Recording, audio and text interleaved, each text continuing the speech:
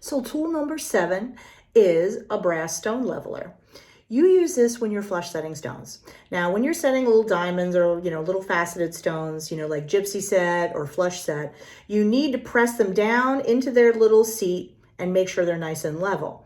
Now, diamonds, of course, aren't damaged really by anything, but sometimes you're going to be doing it on softer stones. So that's why brass is a great choice to level your stones, because you're not going to leave any marks, you're not going to leave any scratches, but you can take this and you can, press down firmly and make sure that they are exactly where they need to be for flush setting. So, like a lot of setting tools, it's a simple tool, but it's indispensable.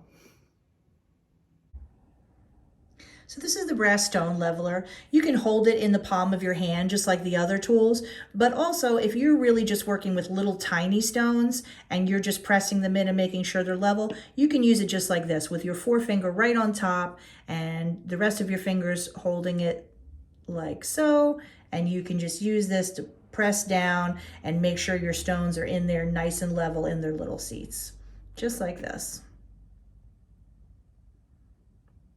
Usually when I'm using tools like this, I like to just hold them relatively rigid in my hand and let my hand move just like that.